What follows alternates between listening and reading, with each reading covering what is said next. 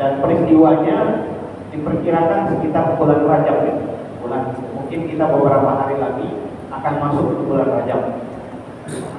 Di bulan itu terjadi perang. Nah, kita bisa kembali ke ayatnya. Ini kritik Quran kepada orang-orang yang tidak mau ikut perang itu. Bismillahirrahmanirrahim. Ya ayyuhalladzina amanu, wahai orang-orang yang beriman. Jadi yang diajak, yang diseru, yang dipertanyakan Quran ya orang-orang beriman juga, orang-orang mukmin juga. Jadi bukan orang kafir. Yang dipertanyakan Quran itu ya orang mukmin juga. Apa kata Quran? Malakum idza qila lakum infiru fi sabilillah ataqaltum ilal ardh. Apa alasan kamu? Kalau saya mudahkan terjemahannya, malakum. Apa alasan kamu? Idza qila lakum, apabila diserukan kepada kalian hai orang Islam, infiru fi sabilillah, berangkatlah kalian ke dalam jihad fi sabilillah. Infiru itu artinya meninggalkan satu tempat menuju tempat lain, baik secara pribadi maupun rombongan. Itu bahasa Arabnya nafar. Jadi berpindah dari satu tempat ke tempat lain, baik secara sendiri-sendiri atau rombongan. Itu bahasa Arabnya nafar. Makanya bagi yang melaksanakan ibadah haji, kan ada muncul dua istilah, ada nafar awal, ada nafar tsani. Istilahnya apa yang dimaksud dengan nafar awal itu? Artinya kalau orang sudah 2 hari melontar di Mina itu, tidak boleh dia pulang ke Mekah, pindah dia lagi ke Mekah. Itu nafar awal itu bahasanya. Atau nafar tsani. Nafar tsani itu artinya kalau udah 3 hari dia melontar jumrah itu, nah baru dia pulang ke Mekah menyelesaikan tawaf ifadah. Jadi perpindahan dari Mina ke Mekah, nah itu nafar bahasa Arab. Nah ini juga. Jadi kata Quran, hai orang-orang yang beriman, apa alasan kalian? Apa alasanmu ketika dikatakan kepadamu, berangkatlah, pergilah ke dalam jihad fisabilillah. Asaqaltum ilal ardh. Kenapa kamu berat? Seolah-olah terikat di bumi. Nah ini. Jadi gambaran Quran itu seolah-olah kaki mereka itu untuk menuju ke medan jihad itu seolah-olah tertanam, tertancap di bumi. Berat sekali rasanya digerakkan. Nah, jadi ayat ini pertama memperlihatkan ternyata bukan main beratnya pergi jihad. Kalau memang tidak disertai dengan keyakinan yang kuat, mereka yang hidup sezaman dengan Nabi pun mengalami hal yang sama. Mungkin kita kalau hari ini di zaman kita ini diserukan seperti ini, mungkin jangan-jangan satu pun nggak ada yang berani. Itu gambaran betapa beratnya melaksanakan jihad ini. Para sahabat yang sudah ditempa oleh Nabi, sudah bertahun-tahun berada di bawah naungan risalah kenabian, sesekali juga bisa mengalami rasa tidak sanggup, rasa berat untuk melaksanakan jihad. Sehingga Quran pun menggambarkan asaqaltum ilal ardh. Kata saqala dalam bahasa Arab memang arti-artiannya berat. Kemudian di sini saqaltum ila, jadi seolah-olah berat kaki itu tertancap ke bumi gitu. Nah, jadi kata para ulama tafsir, asaqaltum itu seolah-olah Quran ingin menggambarkan orang-orang itu menampakkan seolah-olah berat untuk pergi jihad. Padahal kalau mereka serius tidak juga sebetulnya. Sama lah mungkin kita sesekali ada masanya salat itu terasa berat. Sesekali kata orang sekarang itu lagi tidak moodnya. Ada saat tertentu terasa malas. Nah itu terjadi juga rupanya di kalangan sahabat. Nah itu yang dikritik oleh Quran.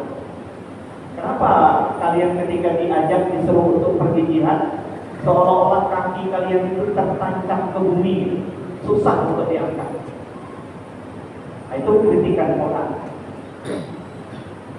Nah, lalu lebih jauh, Quran mengkritik.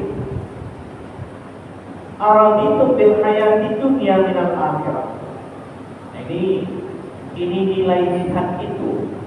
Bagi yang tidak mau itu, kata Quran, tahulah kamu apa penyebab yang ada dalam hati mereka. Dengan nada bertanya, Quran itu bilang begini, apakah kalian lebih ridha, lebih rela untuk mencari kehidupan atau kenikmatan dunia sebagai pengganti dari kenikmatan akhirat? Jadi seolah-olah Quran ingin menunjukkan, kalau kita mudahkan, kami tahulah, kata Quran, kalian itu sebetulnya lebih cinta nikmat dunia daripada mencintai nikmat akhirat. Itu yang menyebabkan kaki kalian itu berat melangkah. Nah, yang seperti ini, kritik Quran bahwa banyak mencintai dunia, lebih menyenangi kenikmatan dunia, itu bukan hanya ditujukan kepada para sahabat. Bahkan sepertinya ayat ini akan berlaku sepanjang masa. Kalau kita mau jujur, andai kata kita lah, kita pertanyakan dengan diri kita sendiri hari ini, kira-kira kita ini lebih ridha kepada kenikmatan dunia atau lebih ridha kepada kenikmatan akhirat?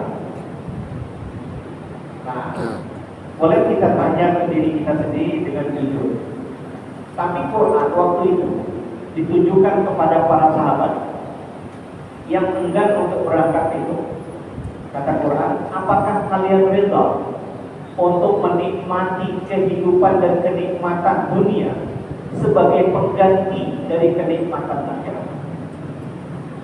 Itu kritik Quran. Jadi Quran tahu isi hati mereka yang tak mau berangkat itu, karena lebih mencintai dunia ketimbang mencintai nikmatnya akhirat. Nah, lalu Quran menunjukkan hakikat sebenarnya kenikmatan dunia ini dibanding dengan kenikmatan akhirat. Apa kata Quran?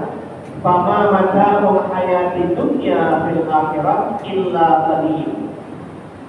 Tidak adalah kenikmatan dunia ini kalau dibanding dengan kenikmatan akhirat, melainkan yang kecil, sedikit sekali.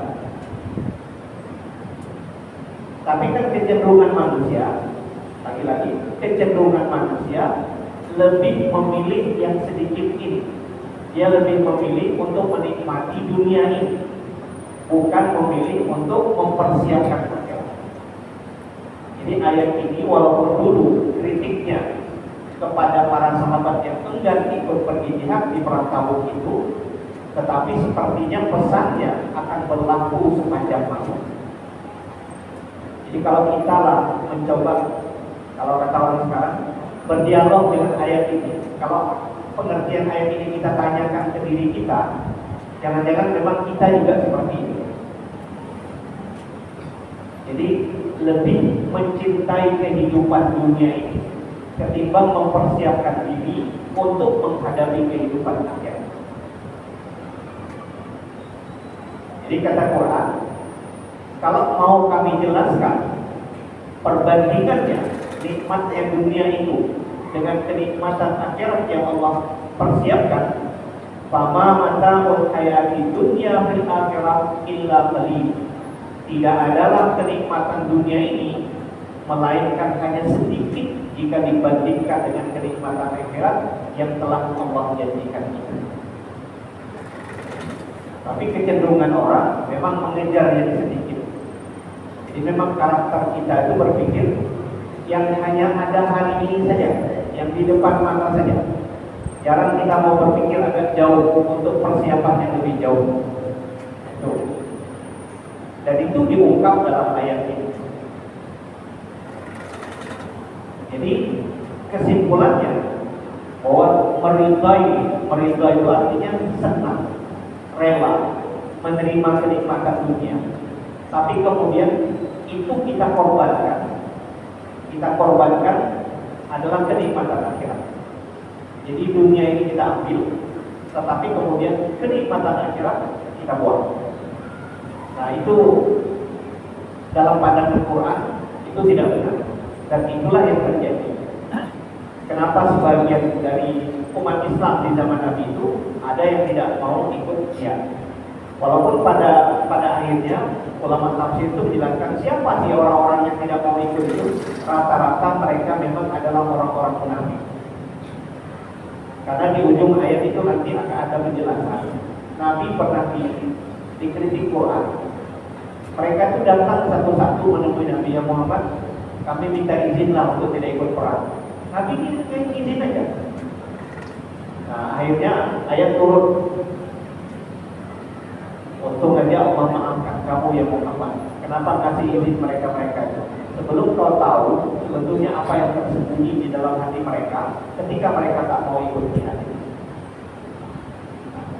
Tapi kesimpulannya lagi-lagi ayat ini Allah menghendaki dalam pandangan Quran orientasi hidup umat Islam itu adalah jangka panjang untuk mempersiapkan akhiratnya. Bukan hanya sekedar apa yang ada di hadapan matanya hari ini, dunia saja. Nah itu pelajaran yang bisa kita ambil dari ayat ke-38 tersebut. Lalu kemudian ayat ke-39. Jadi Quran mengandaikan begini. Andai kata tidak satu pun lah orang Madinah itu, sahabat-sahabat Nabi itu yang ikut perang, lalu kemudian apakah Allah akan biarkan Nabi-Nya kalah? Maka Quran menjawab di ayat itu. Kata Quran, kalau misalnya tidak satu pun di antara kalian, hai orang Madinah, orang Islam, yang mau menjawab seruan Nabi untuk ikut perang, maka Allah mengancam, ancamannya adalah nanti kami ganti kamu ini dengan kaum yang lain. Jadi bisa saja ada datang kaum baru memusnahkan mereka, berganti dengan kaum yang lain. Nah, ayat 39 ini ancaman Allah kepada mereka yang tidak mau ikut berperang. Illa tanfiru, jika kamu tidak mau berangkat pergi perang itu, kata Quran, jika kamu tidak mau berangkat pergi perang itu, yu'azzibukum azaban alim, pasti Allah akan mengazab kalian dengan azab yang pedih. Cuman Quran tidak menyebut apa modelnya. Apakah langsung mereka dimusnahkan atau diturunkan bencana. Tapi yang jelas ancaman Quran, jika kalian tidak mau berangkat memenuhi ajakan Nabi, maka Allah akan mengazab kalian dengan azab yang pedih. Cuman Quran tidak menjelaskan apa bentuknya. Ancaman azab itu apa bentuknya, tidak dijelaskan oleh Al-Quran, dan juga tidak ada riwayat Nabi yang menjelaskan soal itu. Lalu kemudian yang berikutnya, di samping Allah akan mengazab mereka, wa yastabdil qauman ghairakum, dan Allah akan ganti kalian dengan kaum yang lain. Nah, mengganti dengan kaum yang lain itu bisa saja macam-macam bentuknya. Bisa saja Allah turunkan bencana itu habis semua, ganti generasi baru. Mungkin ada rombongan suku atau bangsa lain masuk ke situ setelah kaum itu dimusnahkan. Bisa saja. Nah, tapi yang jelas ancaman Allah, wa yastabdil qauman ghairakum, dan Allah akan mengganti dengan kaum yang lain selain kalian, selain kaum kalian. Wala tadurruhu syai'an, kalian tidak mau ikut Nabi berjihad itu, wala tadurruhu syai'an, kalian juga tidak akan dapat membahayakan Allah. Allah nggak bakalan rugi, Allah nggak bakalan lemah. Allah tetaplah Allah dengan segala kemahakuasaan. Jadi ini sekali lagi ancaman Allah kepada mereka yang tidak mau ikut perang waktu itu. Wallahu ala kulli syai'in qadir, dan Allah Maha Kuasa atas segala sesuatu, memberikan azab, mengganti dengan kaum yang lain, dan apa yang dienggani oleh orang-orang yang tidak ingin berperang itu, dan itu sama sekali tidak merugikan Allah. Nah, jadi kata ulama tafsir, kesimpulannya Padahal dengan pergi jihad Allah sedang ingin memberikan kemuliaan kepada umat Islam. Apa bentuk kemuliaannya? Kalau dia mati dalam jihad, dia mati dalam kondisi mulia. Kalau dia menang, dia juga akan hidup dalam kemuliaan. Kalaupun dia kalah, misal Allah tetap akan memberikan pahala karena dia menjawab seruan. Jadi semuanya kalau di dalam jalani perintah Allah itu untuk kebaikan umat Islam itu juga. Walaupun mungkin yang terbayang itu resikonya mati, itu resiko terburuknya dia itu mati. Tapi tujuannya, sekali lagi, mungkin minggu yang lalu saya sempat menyampaikan, di dalam hukum Islam itu salah satu tujuan Allah menetapkan hukum itu adalah ingin melindungi agama. Nah, kenapa jihad diperintahkan? Jihad itu bertujuan untuk melindungi agama. Jadi kalau misalnya tak satu pun lagi umat Islam ini yang mau berangkat berjihad, sementara agama terancam, maka akan tamatlah agama ini. Jadi jihad itu muncul, jihad itu diperintahkan dan hukumnya menjadi wajib ketika agama ini tidak lagi diizinkan, ditekan untuk dilakukan. Maka itu menyebabkan kita wajibkan. Nah, jadi ancaman Allah seperti ini. Lalu kemudian lanjutannya di ayat ke-40 Allah kembali lagi memberikan gambaran. Kira-kira andai kata kalian tak ada yang mau menolong Nabi itu dengan menjawab ajakan jihad, lalu apakah Allah tidak melindunginya? Tidak. Jadi kira-kira kata Quran, jangan kalian berpikir bahwa kalau kalian nggak mau berangkat, lalu Allah tak melindungi nabinya. Tidak seperti itu. Lalu Allah tunjuklah contoh di mana meskipun tak ada satu orang pun, tapi Allah tetap memberikan perlindungan kepada nabinya. Mana waktu itu? Yaitu ketika Nabi hijrah dari Mekah ke Madinah. Nah, inilah Nabi Quran menceritakan kembali proses hijrahnya Nabi dulu. Nah, di ayat ke-40 ini. Illa tansuruhu, jika kalian hai orang Islam tak mau menolong Nabi Muhammad, faqad nasarullah, maka sungguh Allah lah yang akan menolongnya. Jadi kalau tak satu pun yang mau menolong nabinya, menolong agama yang dibawa oleh Rasul, Allah bisa melakukan itu sendiri. Mana buktinya? Is'akhrajahul ladzina kafaru. Ingatlah ketika Nabi itu diusir oleh orang-orang kafir. Kapan Nabi itu diusir oleh orang-orang kafir? Yaitulah ketika Nabi hijrah ke Madinah. Kenapa Quran mengatakan bahwa Nabi itu diusir? Padahal kan atas izin Allah juga Nabi itu pergi hijrah ke Madinah. Nah, penjelasannya kata ulama tafsir begini. Ada riwayat Nabi itu ketika akan berangkat hijrah ke Madinah itu dulu, Nabi itu sempat ngomong dalam hati, menyampaikan kepada beberapa teman yang beruncang. Kira-kira begitu keluar dari gerbang kota Madinah itu, Nabi itu ngomong menghadap keluar dari kota Mekah itu, Nabi itu menghadap ke kota Mekah, ngomong sendiri Nabi itu ke kota Mekah itu. Kata Nabi begini, sesungguhnya engkau adalah tempat yang aku cintai. Jadi selaku warga negara cinta kepada tanah air itu wajar. Nabi juga mencintai negerinya, negeri Mekah.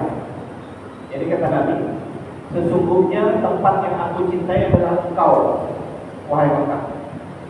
Cuma sekarang terpaksa aku meninggalkanmu karena kaummu, pendudukmu memusuhiku.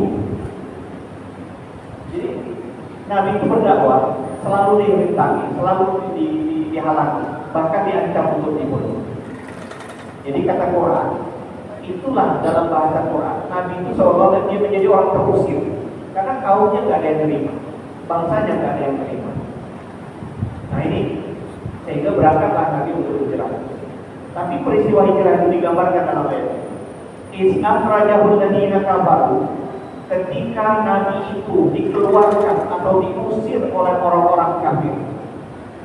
Waktu itu ini Nabi itu adalah satu di antara dua orang. Satu di antara dua orang.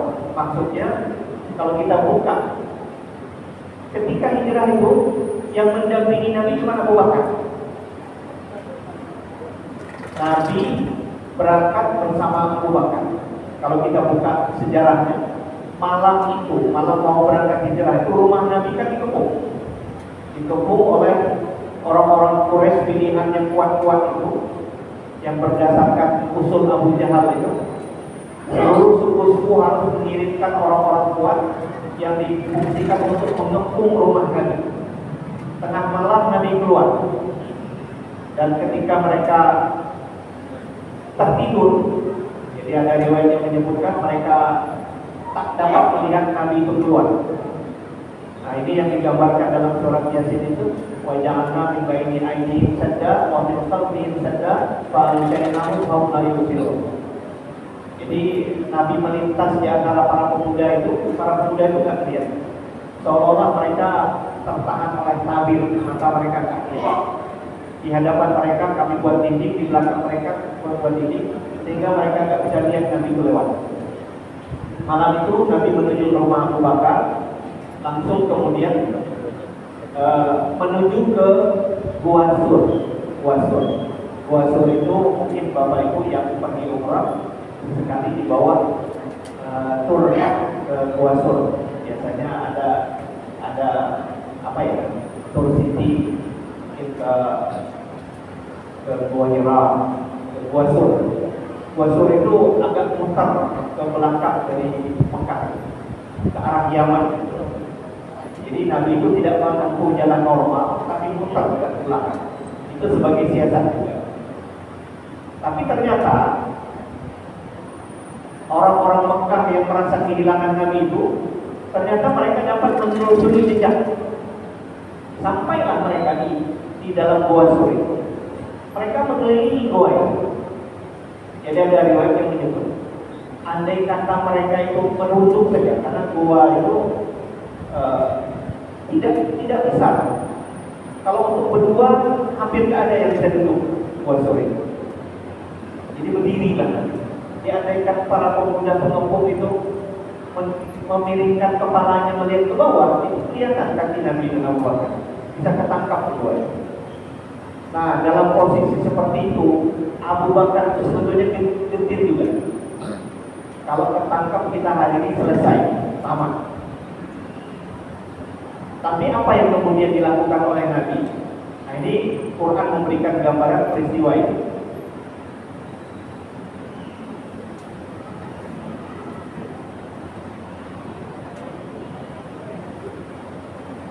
Ini ketika yang kedua dari kedua orang itu maksudnya Nabi dan Abu Bakar.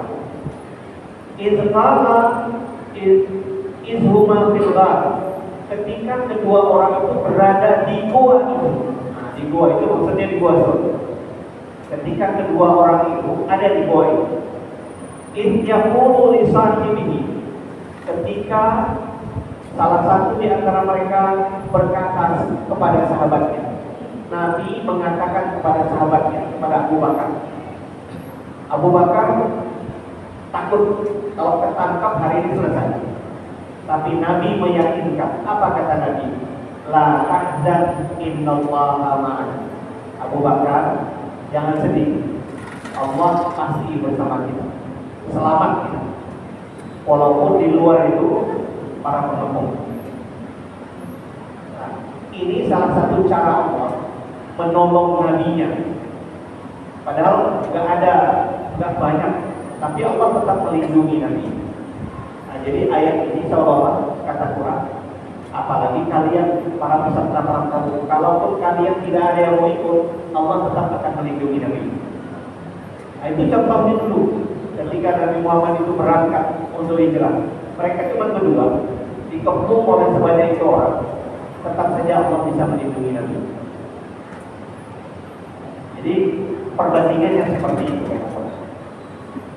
ketika berkata dia kepada sahabatnya, Nabi berkata kepada Sayyidina Abu Bakar, la tahzan, jangan engkau sedih. Innallaha ma'ana, karena sesungguhnya Allah pasti bersama kita. Dan ini menarik Bapak Ibu. Nabi itu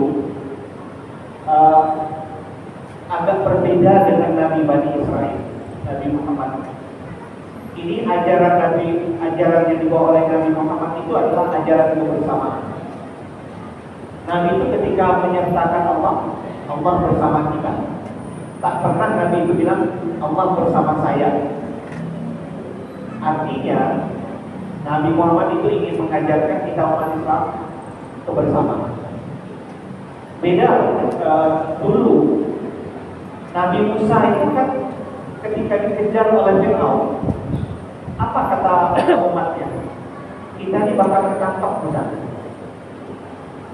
Kita ini bakal ketangkap. Inna lamudrakun, kita ini pasti ketangkap, dikejar oleh Firaun. Sudah di pinggir laut, di hadapan laut, di belakang tentara Firaun. Apa kata Musa? Kalla inna rabbi sayahdi.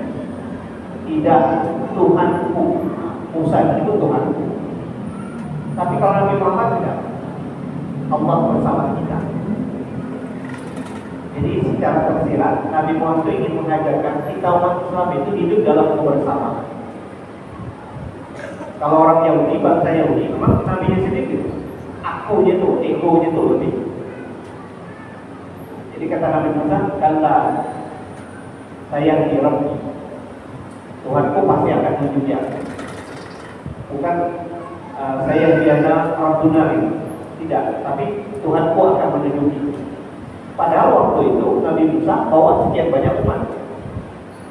Tapi Nabi cuma berdua dengan Abu Bakar masih ngomong Allah bersama kita.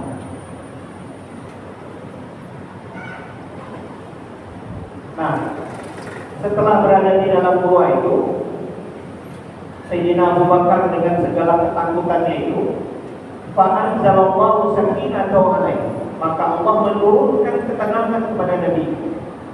Nabi sedikit pun tidak merasa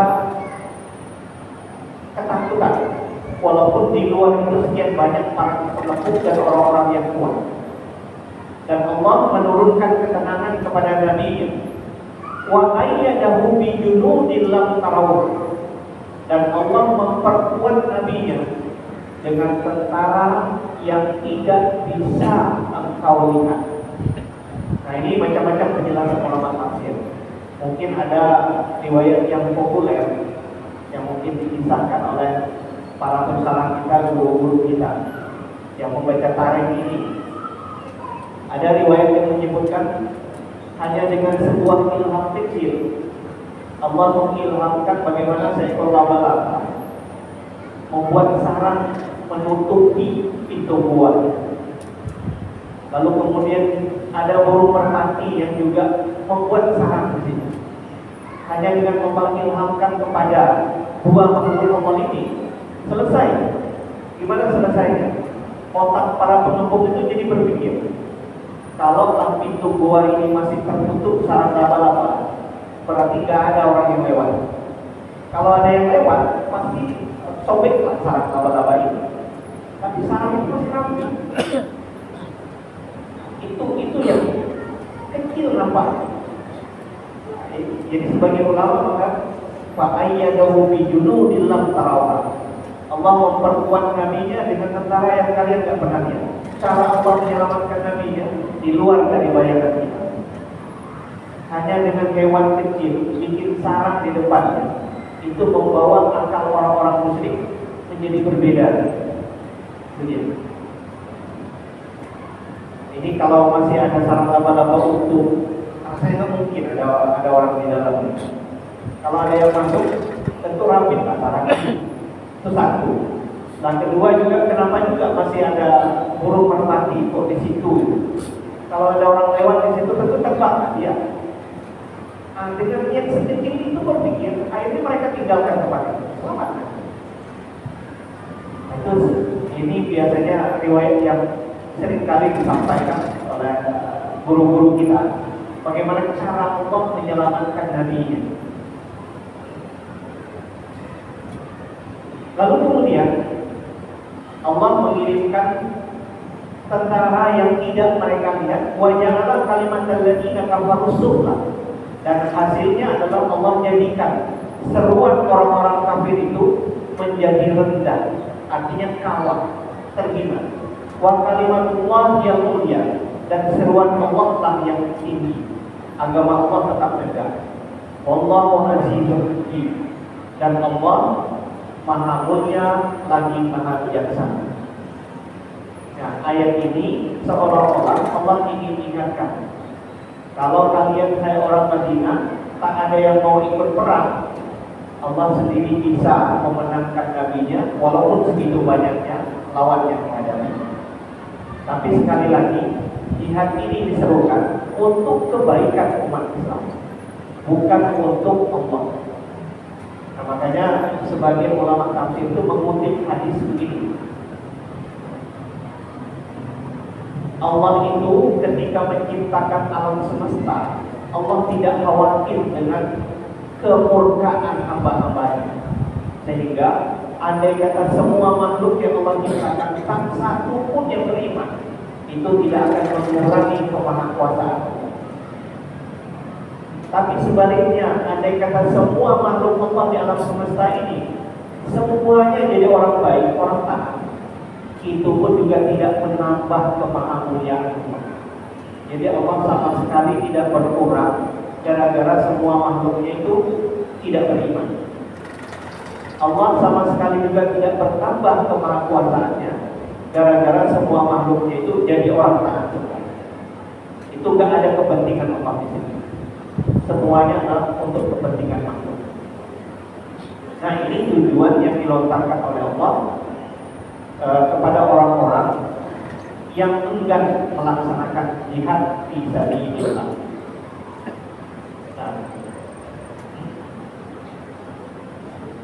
Nah, Bapak Ibu yang saya muliakan, oleh sebab itu kata Quran, infiru khifafan wa thiqala. Oleh sebab itu berangkatlah kalian, baik dalam keadaan ringan kaki kalian untuk berangkat, atau dalam kondisi kaki kalian itu terasa berat. Pokoknya berangkat, karena ini untuk kebaikan kalian.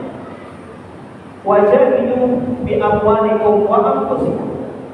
Dan berjihadlah kalian hai umat Islam, baik dengan mengorbankan harta kalian, juga baik dengan mengorbankan diri. Nah, jadi ayat ini nanti ditanggapi oleh sahabat dengan tanggapan yang beragam. Ada yang sampai yang sudah tua pun mau juga ikut pergi jihad, walaupun dia sudah punya usul. Tapi insya Allah minggu depan kita akan sampaikan beberapa tanggapan sahabat atas ayat ini. Jadi kata Quran, berjihadlah dengan harta dan jiwa kalian di jalan Allah. Itu lebih baik bagi kalian jika kalian tahu akan manfaat, kemuliaan dan kebesaran bagi orang yang melaksanakan jihad fi sabilillah. Jadi yang mau menerima ajakan Allah itu adalah yang tahu hakikat kebenaran tentang apa yang Allah serukan. Nah, Bapak Ibu yang saya muliakan, mungkin dalam kesempatan ini yang bisa saya sampaikan. Mudah-mudahan ini bermanfaat untuk kita. Billahi taufiq wal hidayah. Assalamualaikum warahmatullahi wabarakatuh. A'udzubillahi minasyaitonir rajim. Bismillahirrahmanirrahim. Alhamdulillahirabbil alamin wassalatu wassalamu ala asyrofil anbiya'i wal mursalin sayyidina Maulana Muhammadin wa ala alihi wa sahbihi ajma'in. Allahumma anfa'na bima 'allamtana wa 'allimna ma yanfa'una wa zidna ilman nafi'an wa hidayatan wa tawfiqan.